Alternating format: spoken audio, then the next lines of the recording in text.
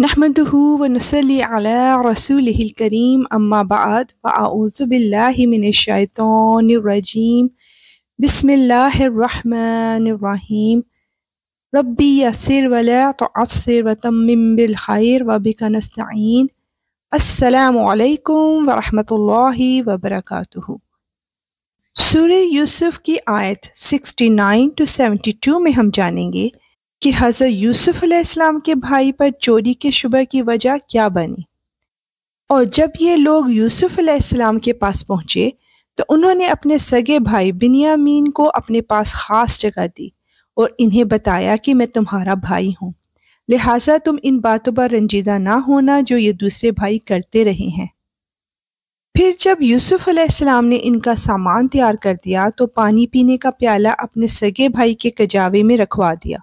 پھر ایک منادی نے پکار کر کہا کہ اے قافلے والو، تم چور ہو۔ انہوں نے ان کی طرف مڑ کر پوچھا کہ کیا چیز ہے جو تم سے گم ہو گئی ہے؟ انہوں نے کہا کہ ہمیں بادشاہ کا پیمانہ نہیں مل رہا، اور جو شخص اسے لا کر دے گا اس کو ایک اونٹ کا بوجھ انعام میں ملے گا، اور میں اس انعام کے دلوانے کی ذمہ داری لیتا ہوں۔ وہ بھائی بولے، اللہ کی قسم، آپ لوگ جانتے ہیں کہ ہم زمین میں فساد پھیلانے کے لیے نہیں آئے تھے، اور نہ ہم چوری کرنے والے لوگ ہیں۔ انہوں نے کہا کہ اگر تم لوگ جھوٹے ثابت ہوئے تو اس کی کیا سزا ہوگی؟ انہوں نے یعنی بھائیوں نے کہا، اس کی سزا یہ ہے کہ جس کے کجاوے میں سے وہ پیالہ مل جائے وہ خود سزا میں دھر لیا جائے۔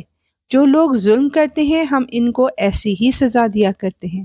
سبحان اللہ۔ یہاں ہمیں سمجھ آئی وہ تدبیر جو اللہ نے یوسف علیہ السلام کے ذریعے کروائی۔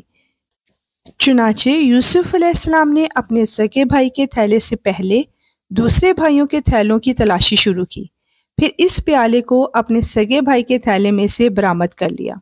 اس طرح ہم نے یوسف کی خاطر یہ تدبیر کی۔ اللہ کی یہ مشیت نہ ہوتی تو یوسف علیہ السلام کے لیے یہ ممکن نہیں تھا کہ وہ بادشاہ کے قانون کے مطابق اپنے بھائی کو اپنے پاس رکھ لیتے، اور ہم جس کو چاہتے ہیں اس کے درجے بلند کر دیتے ہیں، اور جتنے علم والے ہیں ان سب کے اوپر ایک بڑا علم رکھنے والا موجود ہے، بے شک اور وہ رب العالمین ہے۔ آیت 77 to 79 میں تقدیر کے حیران کن فیصلے کو جانتے ہیں۔ بہرحال وہ بھائی بولے کہ اگر اس بنیامین نے چوری کی ہے تو کچھ تعجب نہیں، کیونکہ اس کا ایک بھائی اس سے پہلے بھی چوری کر چکا ہے۔ اس پر یوسف علیہ السلام نے ان پر ظاہر کیے بغیر چپکے سے دل میں کہا کہ تم تو اس معاملے میں کہیں زیادہ برے ہو، اور جو بیان تم دے رہے ہو اللہ اس کی حقیقت خوب جانتا ہے۔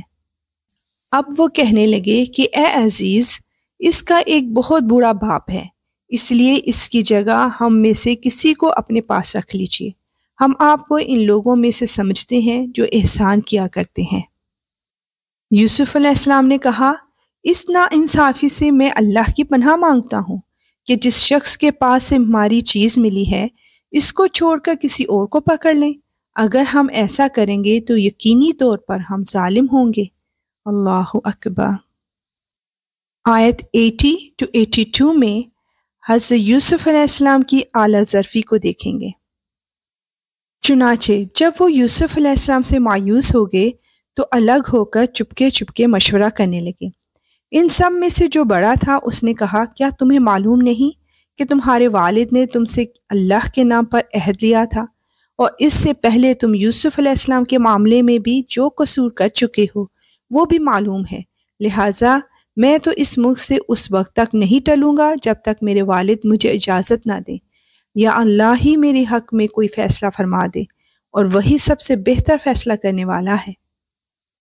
جاؤ، اپنے والد کے پاس واپس جاؤ اور ان سے کہو کہ ابا جان آپ کے بیٹے نے چوری کر لی تھی، اور ہم نے وہی بات کہی ہے جو ہمارے علم میں آئی ہے، اور غیب کی نگہبانی تو ہمارے بس میں نہیں تھی، اور جس بستی میں ہم تھے اس سے پوچھ لیجئے، اور جس قافلے میں ہم آئے ہیں اس سے تحقیق کر لیجئے، یہ بالکل پکی بات ہے کہ ہم سچے ہیں۔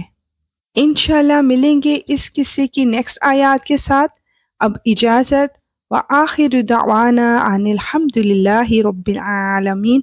سبحانك اللهم وبحمدك أشهد أن لا إله إلا أنت أستغفرك وأتوب إليك. السلام علیکم ورحمۃ اللہ وبرکاتہ.